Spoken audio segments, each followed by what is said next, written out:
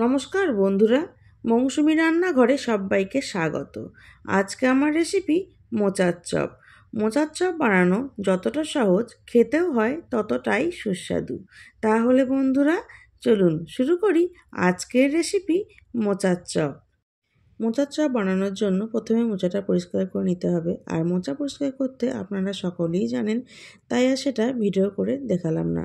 মোচার মধ্যে যে শক্ত একটা কাঠি থাকে আর সামনের দিকে পাতলা একটা সাদা পাতা থাকে, সেটা ফেলে দিয়ে মোচাটা কুচিয়ে নিয়েছি। আর মোচাটা কুচিয়ে নেওয়ার পর জলের মধ্যে সামান্য একটু হলুদ দিয়ে মোচাটা কিছুক্ষণের জন্য ভিজিয়ে রেখেছিলাম। তাহলে মোচার যে কালো কষটা থাকে সেটা বেরিয়ে যাবে, মোচাটা আর সেভাবে কালো হবে না। প্রায় 10 মিনিট জলে ভিজিয়ে রাখার পর মোচাটা জল থেকে তুলে প্রেসার কুকারে 2টো সিটি দিয়ে সেদ্ধ করে নিয়েছি। সাথে মাঝারি সাইজের একটা আলুও সেদ্ধ করে নিয়েছি। আর সেদ্ধ হয়ে যাওয়ার পর জলটাও ঝরিয়ে নিয়েছি। এইবার কড়াই গরম করে দিয়ে দিয়েছি কিছুটা পরিমাণ সর্ষের তেল। তেল ভালোভাবে গরম হয়ে যাওয়ার পর গ্যাসের ফ্লেমটা মিডিয়ামে রেখে দিয়ে দিলাম কয়েকটা চিনে বাদাম। মিডিয়াম আছে বাদামটা খুব ভালোভাবে ভেজে নেব।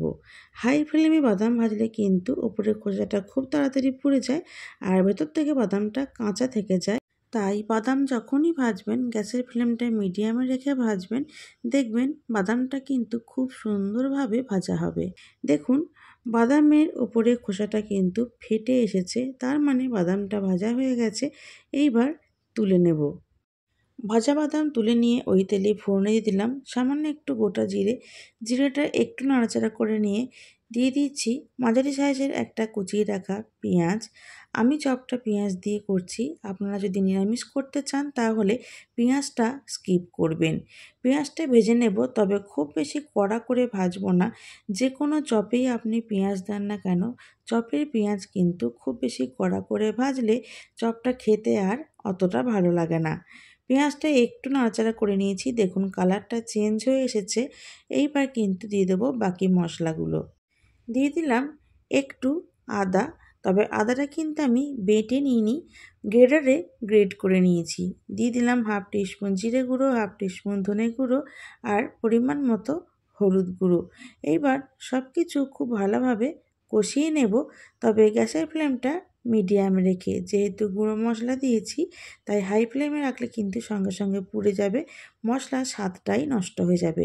মিডিয়াম ফ্লেমে ওই 1.5 থেকে 2 মিনিট মতো নাড়াচাড়া করে নিলাম। দিয়ে দিলাম কিছুটা পরিমাণ কাঁচা লঙ্কা। 1.5 থেকে 2 মিনিট মতো সময় ধরে মশলাটা নাড়াচাড়া করে নিয়ে দিয়ে দিলাম সেদ্ধ করে রাখা মোচা আর আলু।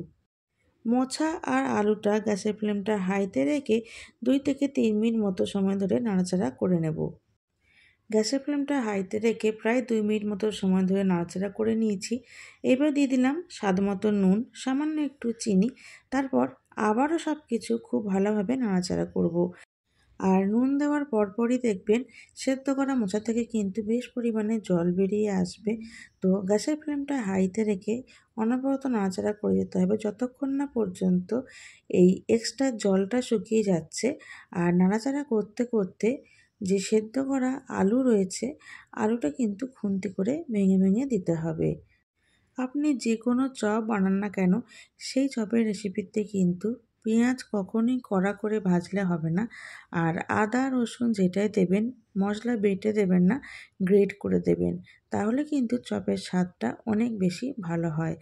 আর মশলাটাও খুব বেশি কড়া করে কষলে হবে না, অল্প কষাতে হবে। দেখুন বন্ধুরা, মোচা আর আলু থেকে যে পরিমাণ জল বেরিয়ে এসেছিল সেটা কিন্তু একদম শুকিয়ে গেছে।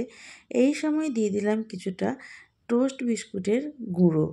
এই টোস্ট বিস্কুটের গুঁড়ো দিলে মোচা আর আলুর ডোটা আরও একটু টাইট হয়ে যাবে, তাহলে কিন্তু চপের শেপটা দিতে সুবিধা হবে। আর সবশেষে দিয়ে দিচ্ছি একটু ভাজা মশলার গুঁড়ো। এই ভাজা মশলার রেসিপি অলরেডি আমার চ্যানেলে আপলোড করা আছে, চাইলে আপনারা দেখে নিতে পারেন। গোটা গরম মশলা, দারচিনি, এলাচ, লবঙ্গ, তেজপাতা, গোটা মৌরি, শুকনো লঙ্কা সব কিছু ড্রাই রোস্ট করে নিয়ে ঠান্ডা হয়ে যাওয়ার পর মিক্সিতে গুঁড়িয়ে রাখলেই কিন্তু এই ভাজা মশলাটা তৈরি হয়ে যায়। আর এই মশলাটা অনেক রকম রান্নায় আপনি ব্যবহার করতে পারবেন। দিয়ে দিলাম ভেজে রাখা বাদাম। তারপর সব কিছু আবারও ভালোভাবে মিশিয়ে নিয়ে গ্যাসের ফ্লেমটা অফ করে দেব। এইবারেই মোছা আলু আর মশলার মিশ্রণটা একটা থালার মধ্যে ঢেলে নিলাম, যাতে খুব তাড়াতাড়ি ঠান্ডা হয়ে যায়। এইবার একটা ব্যাটার রেডি করে নেব। একটা বাটির মধ্যে নিয়ে নিচ্ছি 2 টেবিল স্পুন ময়দা আর 2 টেবিল স্পুন কর্নফ্লাওয়ার। ময়দা আর কর্নফ্লাওয়ারের পরিমাণটা সম পরিমাণ দিতে হবে। অল্প অল্প করে জল দিয়ে এই ময়দা আর কর্নফ্লাওয়ারের ব্যাটারটা রেডি করে নেব। একেবারে খুব বেশি জল দেবেন না, তাহলে কিন্তু ময়দা আর কর্নফ্লাওয়ারটা ডেলা বেঁধে যাবে, তখন আর ঠিকমতো ব্যাটারটা তৈরি হবে না। অল্প অল্প করে জল দিয়ে একটা ব্যাটার তৈরি করতে হবে, যেটা খুব বেশি ঘনও হবে না, আবার খুব বেশি পাতলাও হবে না। ব্যাটারটা আমার একদম রেডি হয়ে গেছে। দেখুন, খুব বেশি পাতলাও না, আবার খুব বেশি ঘনও না, চামচের মধ্যে কিন্তু লেগে রয়েছে। মোছা আলু আর মশলার যে মিক্সচারটা তৈরি করেছিলাম সেটা এতক্ষণে ঠান্ডা হয়ে গেছে। আবারও একটু ভালো করে মেখে নিলাম। এইবার চপের শেপ দিয়ে নেব। আমি এখানে চপটা একটু লম্বা করে করছি। ভেজিটেবল চপ যেরকম হয় ঠিক সেইভাবে আমি চপটা তৈরি করছি। আপনারা আপনার পছন্দ মতন শেপ দিয়ে মোচার চপ তৈরি করতে পারেন। এইবার এই চপটা আমি ময়দা আর কর্নফ্লাওয়ারের ডোয়ের মধ্যে ভালো করে কোট করে নিচ্ছি। তারপর দিয়ে দেব বিস্কুটের গুঁড়োর মধ্যে। বিস্কুটের গুঁড়োটা অপর হাত দিয়ে চপের মধ্যে ভালোভাবে লাগিয়ে নিচ্ছি। ডান হাত দিয়েই করলাম না, আপনাদের মনে হতে পারে বাঁ হাত দিয়ে করছি, কিন্তু ডান হাত দিয়ে করলাম রান্নাটা যেহেতু ভিজে আছে, যদি করি তাহলে বিস্কুটের গুঁড়োটা ভিজে যাবে। তো একবার বিস্কুটের গুঁড়োতে কোট করে নেওয়ার পর আবারও ময়দা আর কর্নফ্লাওয়ারের ব্যাটারের মধ্যে কোট করে নিলাম। তারপর বিস্কুটের গুঁড়োর মধ্যে আবারও একবার কোট করলাম। ভেজিটেবল চপ, মোচার চপ, ডিমের চপ এই সব ধরনের চপ তৈরি করার সময় 2 বার কোট করে নিলে চপটা ভালো হয়।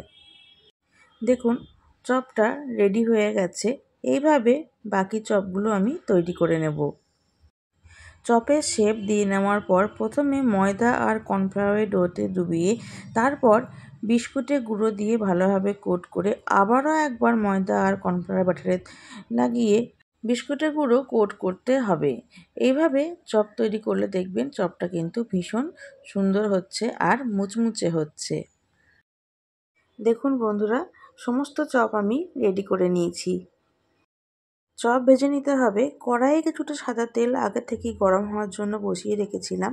তেলটা খুব ভালোভাবে গরম হয়ে গেছে। এইবার গ্যাসের ফ্লেমটা মিডিয়াম টু হাইতে রেখে চপগুলো তেলের মধ্যে দিয়ে দেব।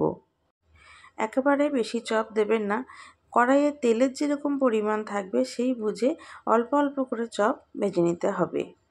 এই ধরনের চপ কখনো হাই ফ্লেমে ভাজবেন না, তাহলে চপের ওপরে যে বিস্কুট গুঁড়োর কোটটা আছে সেটা পুড়ে কালো হয়ে যাবে। সেক্ষেত্রে চপের স্বাদটা কিন্তু একদমই খারাপ হয়ে যাবে। তাই গ্যাসের ফ্লেমটা মিডিয়াম টু হাইতে রেখে চপগুলো আস্তে আস্তে উল্টে পাল্টে ভেজে নেবেন, যতক্ষণ না পর্যন্ত চপের কালারটা গোল্ডেন ব্রাউন কালার আসছে। দেখুন বন্ধুরা, চপের কালারটা গোল্ডেন ব্রাউন হয়ে গেছে। এই সময় তেল থেকে চপটা তুলে নিতে হবে।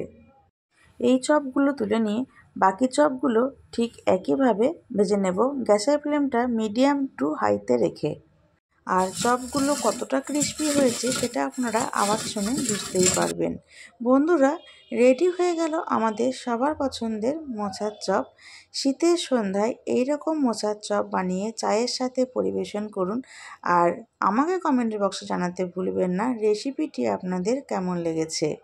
ভালো লাগলে চ্যানেলটি সাবস্ক্রাইব করে আর শেয়ার করে আমার পাশে থাকার অনুরোধ করছি। আজকের মতো এই পর্যন্ত। আমি আবার আসবো অন্য কোনো রেসিপি নিয়ে। ভালো থাকবেন, সুস্থ থাকবেন। ধন্যবাদ।